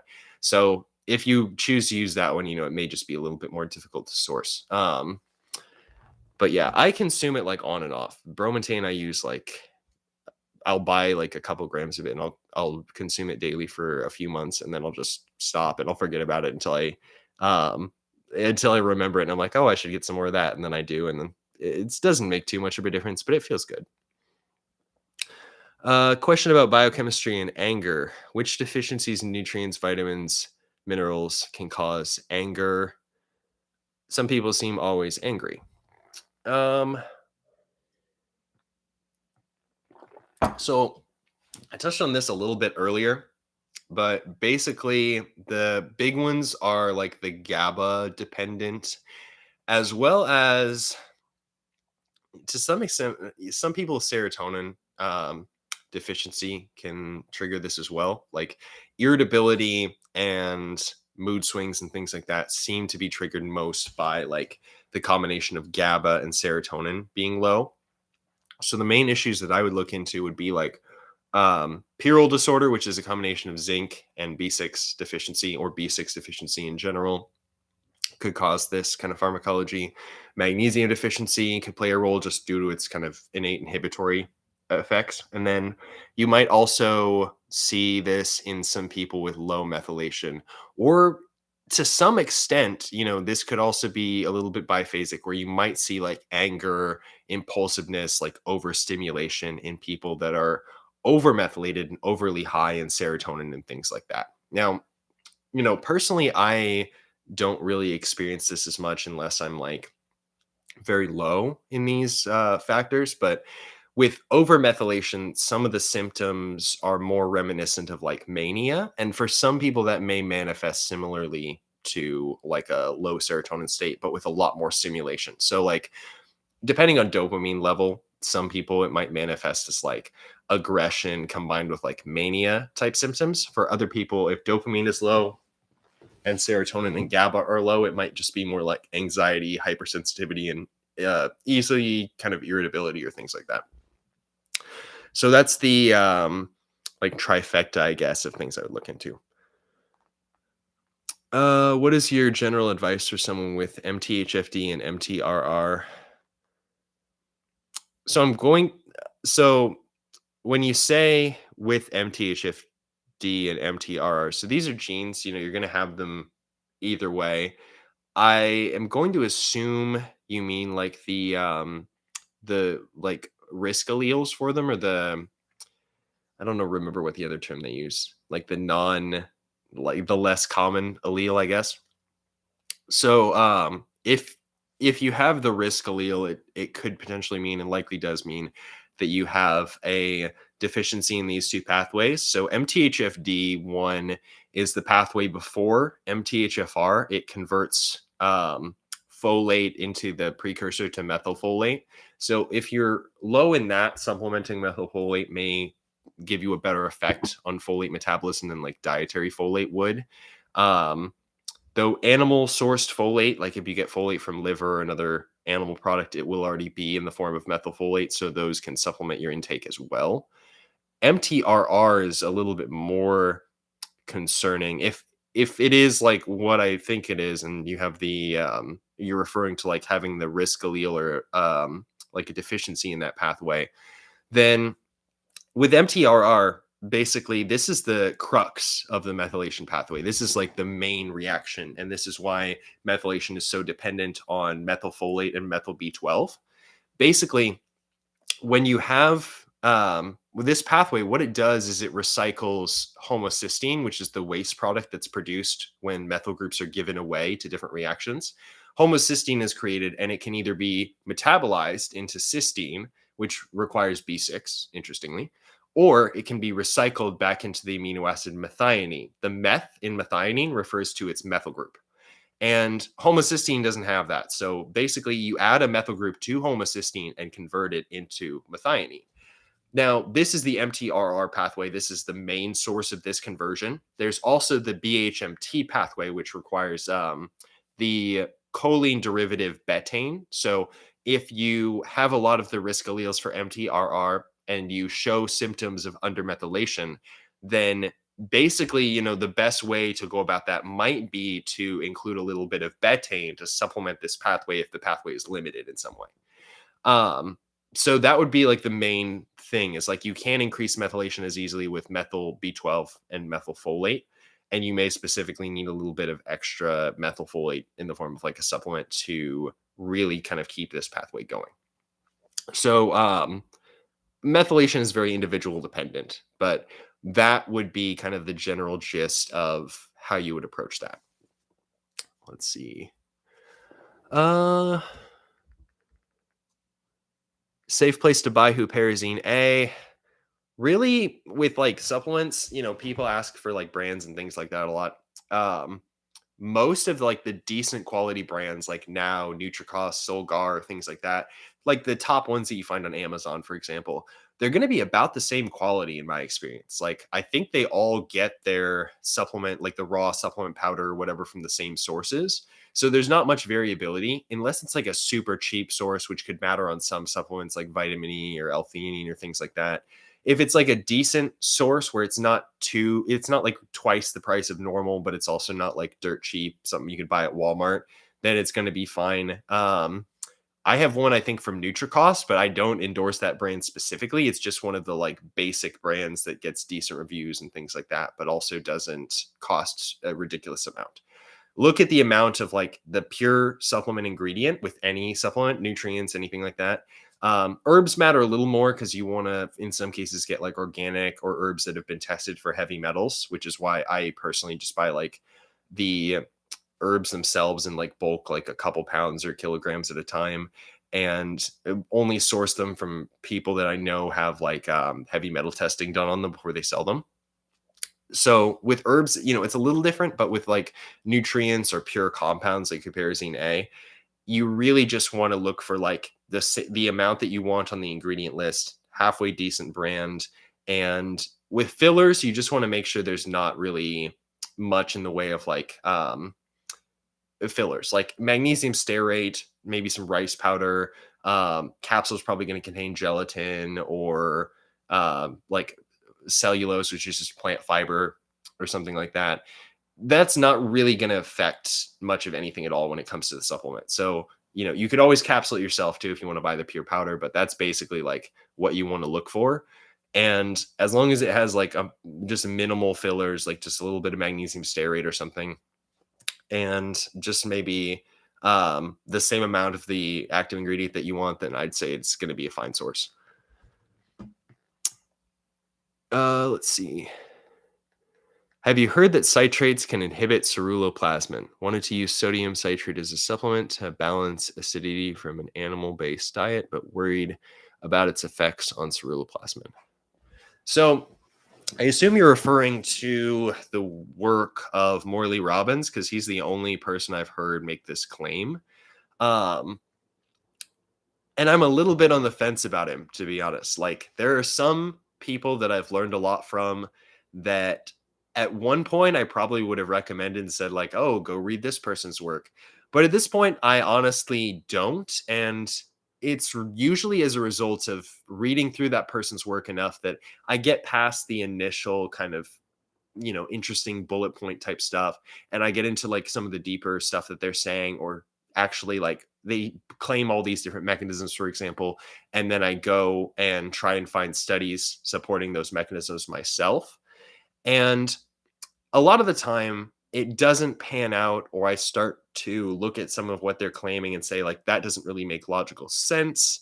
And then at that point I would feel guilty sharing their information just kind of like with no disclaimers or anything like that. And it's a little bit it just becomes kind of a pain to say like, oh, this person's work is good, but I don't agree with this, and this.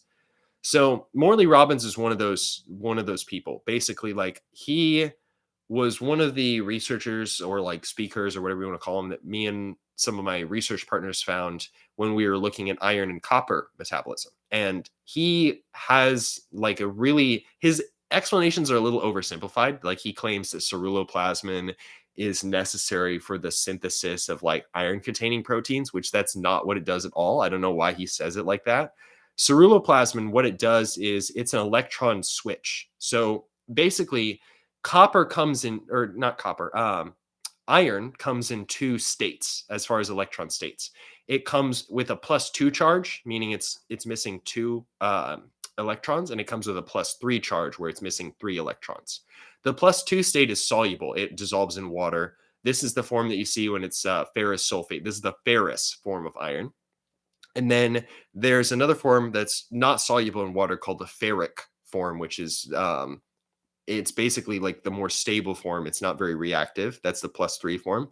Whereas the ferrous form is very reactive because oxygen, when oxygen, you look in the periodic table, you research chemistry a little bit. Oxygen has a -2 charge. It can donate 2 electrons. Copper, or not copper, iron in the ferrous form has +2. So the charges combine, it can bind to oxygen very easily. And this forms ferrous oxide, which is rust, basically. So this is the cause of the kind of free radical chain reaction that starts when you have free unbound iron. That only occurs when iron is in the ferrous water soluble form. Now, ceruloplasmin, what it does is it acts as an electron donor or an electron acceptor. So it switches iron back and forth between the ferrous and the ferric state. So whenever iron is being used to transport oxygen, like in hemoglobin and things like that, it has to be switched into that ferrous form. And same thing when it's transported from inside a cell to outside a cell. But once it's outside the cell or once it's like in the bloodstream or something like that, you don't want it in the ferrous form because it's floating around with all this oxygen and red blood cells and things like that. And it's just going to have more chance of being reactive than it is actually reaching its destination with, like, if it's being transported, say, to bone marrow where red blood cells are produced. So the problem that copper kind of solves is it acts as a switch. Every copper dependent iron regulating protein in the body has this mechanism. It always acts as a switch, pretty much. So there's ferroportin, which is another iron transporting. It allows iron to be transported in and out of a cell. And there's a copper there's copper that acts as a cofactor there that switches it into the ferrous form long enough for it to reach the bloodstream, and then ceruloplasmin switches it back so it can be bound to transferrin, which is the main iron transporting protein that carries it to wherever it needs to go.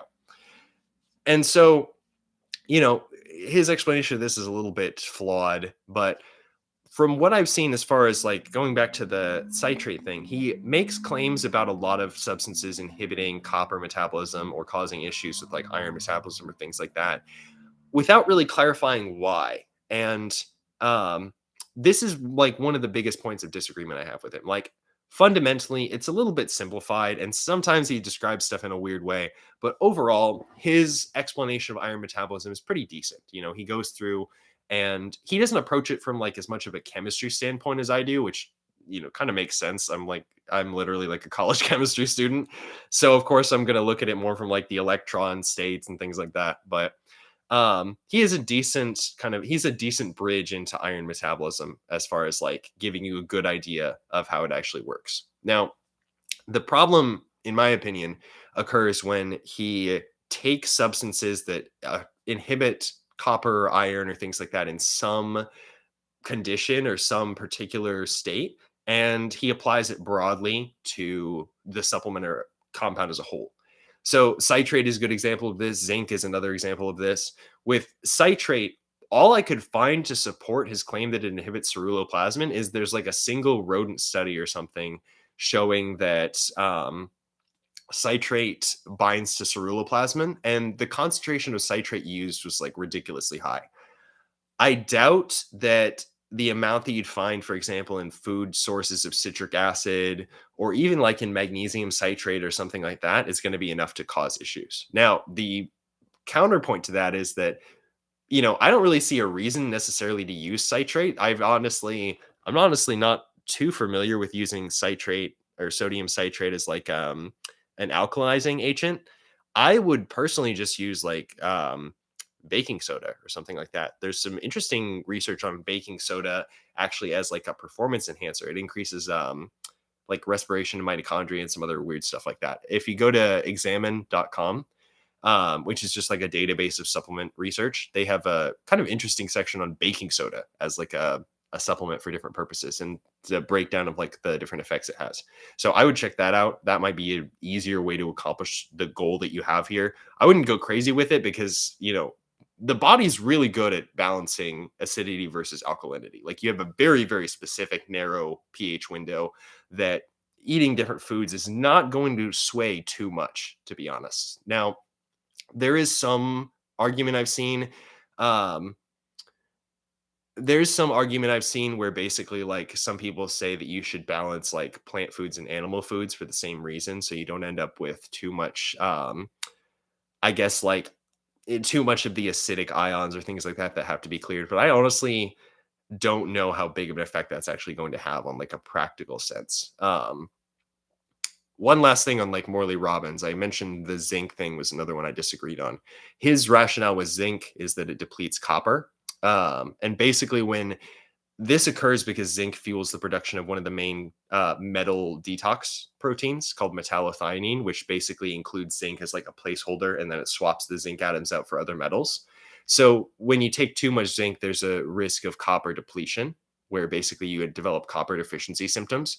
But for some people, I mentioned Pyrrole disorder earlier, those people can't function without zinc supplements. So there's scenarios where that's like where iron supplementation or iron metabolism should not be the primary concern. The primary concern is basically, at least in the short term, to resolve the zinc deficiency. And there's some other cases where zinc supplementation can be really beneficial for different reasons too, like skin disorders, or zinc deficiency can contribute to low testosterone, or all kinds of things like that. So it's very individual dependent with any of this stuff. With citrate, it's probably not a big deal, to be honest, in my opinion, at least.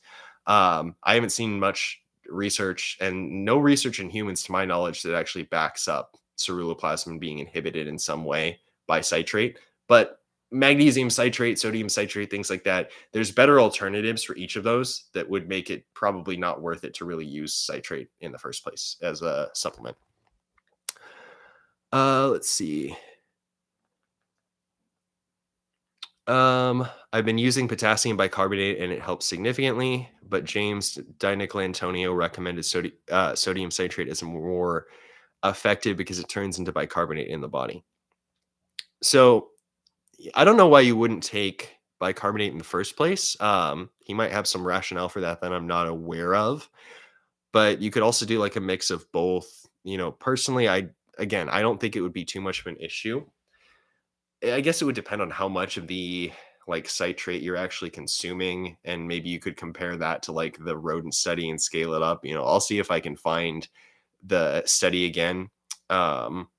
If you're interested, DM me, and if I can find it, I'll send that to you so you can maybe compare that. It's not going to be a direct conversion between human and rodent doses, but if it's dosed by kilogram, there is an equation that you can use to like do the conversion roughly. But I doubt it's going to be enough that you'll see the same issue.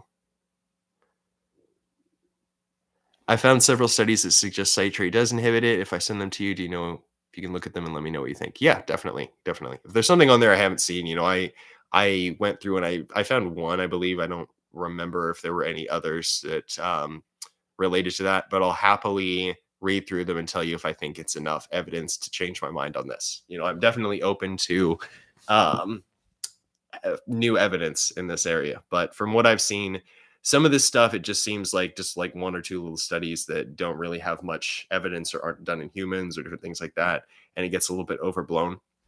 Going back to James Antonio, I've spoken with him actually on the phone before, and he does seem to put a lot of emphasis on the acidity versus alkaline. I asked him, we were talking a little bit about doing a collaboration at one point. It fell through, but I asked him to send me some studies on that, and he never got around to it. I'm assuming he's busy with other projects and things like that. So I'm not exactly sure like how much of an impact that would actually have, but personally, I think the best way to approach it would really just be to balance like different food groups. And I'm a big fan of like omnivore dieting anyway. I don't see a reason to restrict down to just like a carnivore diet or something. So I don't see it being that big of an issue as long as you're not like just eating meat or just eating plants or something like that. Um, and some of the basic stuff like baking soda should be fine. With potassium bicarbonate, I will caution a little bit with potassium. The potassium RDI, like the recommended intake for potassium, is actually probably one of the best as far as nutrients go. There are some other ones like magnesium, sodium, things like that, where some people may need quite a bit more to kind of have optimal function in different ways. So when it comes to actually like potassium, the interesting thing is that when we look at like some of the benefits to like heart function and things like that and mortality, the benefits actually continue up steadily until you get to the point of the RDI where they kind of taper off. And then eventually you're actually going to have mortality increase as you kind of go too far above that dose, or you're even going to have like direct negative effects like potassium toxicity, which acute potassium toxicity, like let's say you doubled or tripled your daily intake of potassium above the RDI, you could it may not be 100% likely, but you could kill yourself. This is like they use potassium in lethal injections to stop your heart. So the effects on cardiac function are very necessary, and like potassium deficiency will cause you all kinds of issues with heart function and nerve function or things like that. But as long as you're not in that like severe deficiency range and you're not extremely above it, you shouldn't have much need to go above the RDI. So personally, potassium supplements, in my opinion, are a little bit of a gamble as far as like how you're actually able to keep like your potassium close to the normal range without overshooting it in some way. So just be a little bit cautious with that. It's not common that people will overshoot with like smaller amounts of potassium supplements, but with like sodium bicarbonate, you may have more ability to go above it. Or you can also do check out the recipe for making magnesium bicarbonate. I believe Grimhood has shared it. If not, you can probably find it online. I think the original person that wrote it was Matt Blackburn, but you should be able to find that pretty easily. If if you want another way to make like to get some extra bicarbonate in, that's one that's not going to have as much like a ceiling on how much you can use. So it'd be like, probably as far as like the optimal range of different minerals, the lowest or the tightest range that you'd be able to get additional bicarbonate ions from would be probably potassium bicarbonate, and then like sodium bicarbonate or baking soda would be next. You have more room to play around with that. I don't see need for much more than sodium bicarbonate, but if you want to offset that, if you have like a goal for your sodium intake, which like at least from a heart disease mortality perspective, as long as you don't have insulin resistance or other hormonal imbalances, something like 4 or 5 grams of sodium per day is the lowest heart disease mortality. Other markers, like blood pressure and things like that, can go up when you have insulin resistance or other things that interfere with the kidneys clearing sodium, but it's individual dependent on that one. And then magnesium bicarbonate. Magnesium bicarbonate is kind of weird because it doesn't exist in pure powdered form. You can't buy magnesium bicarbonate powder. You can get magnesium carbonate, but it's not the same. So what they do is basically you can have bicarbonate ions and magnesium ions together in solution. The only way to achieve that, though, is with magnesium hydroxide in carbonated water. So you get this kind of combination that forms the individual ions. But if you try to dehydrate it, you'd just be left with the magnesium carbonate again, because it would some of it would evaporate off in as water. So yeah, that's basically like another one that you can include. Let's see. Yeah, I definitely understand that, and believe me, I'm curious as well. I'd be happy to read through the studies if you want to send them to me. It's always interesting when like something that I've kind of assumed or believe is questioned or proven to be false. I kind of like when it happens. I know a lot of people are kind of butthurt when like it turns out that they're wrong about something, but at least I learned something in the process. I At least like once a year I try and go through like a big area of my beliefs and disprove myself just for the sake of widening my perspective. In the worst case, I'm not able to, or I don't find anything that changes my mind on something, and I just end up learning more about like the kind of opposite beliefs. But best case, I learned something completely new, which is it's happened a few times. I've gotten a lot more nuanced understanding of like seed oils, for example, with that heart disease, different things like that. All right, so we're coming up on about 2 hours here. If anyone has any other questions, we drop those real quick, but otherwise we can wrap this up here after a couple more.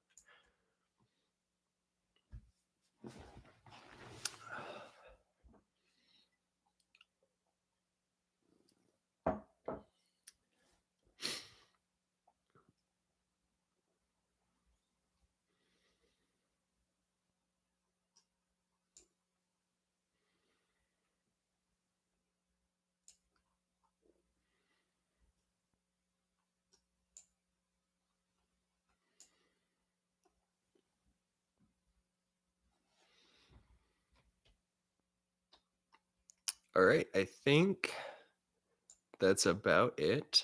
Doesn't look like there's any more questions coming in. So I'm going to assume everyone's had their fill for this one. I'll probably do another one of these at some point.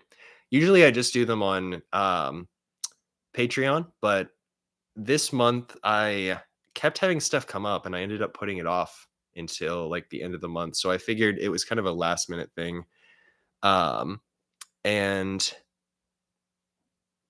basically the the couple more questions coming. I lost my train of thought here, but yeah. So I decided to do it on YouTube to just make sure that everyone was able to get a little bit more information out of it. Next month, it'll probably just be on Crowdcast, which is the platform that I've been using for Patreon. But if you guys are subscribed there, you can see that too. Otherwise, I'll do another one on YouTube at some point in the next couple months.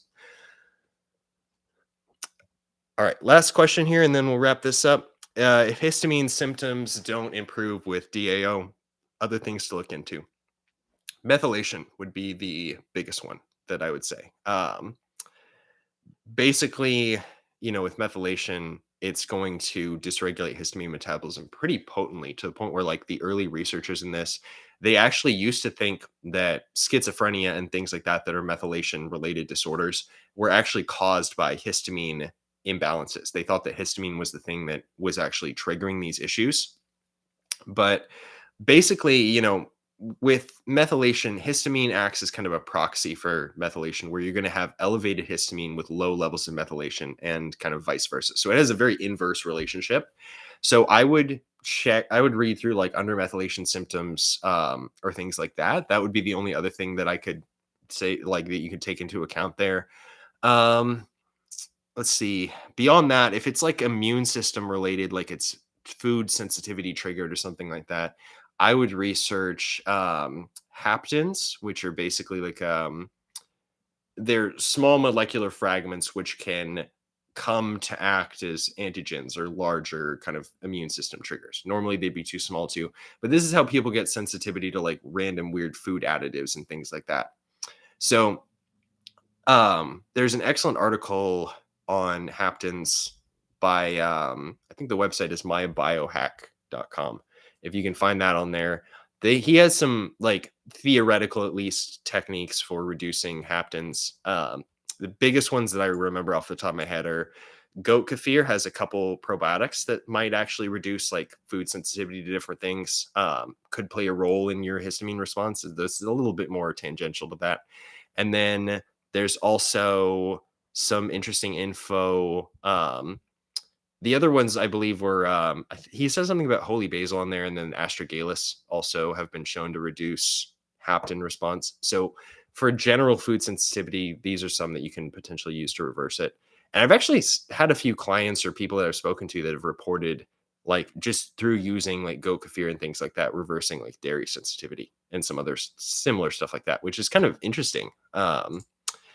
Whether that's replicable, who knows, but very promising to say the least. So I think we'll end it there. Thanks everyone for attending and for some of the great questions. Like I said, we'll do another one of these at some point in the next couple months. Otherwise, I do them every month on Patreon. If you guys don't already, I definitely would love to see you guys over there. And yeah, that's it for tonight. So hope you all have a great rest of your evening, and I'll speak with some of you again soon.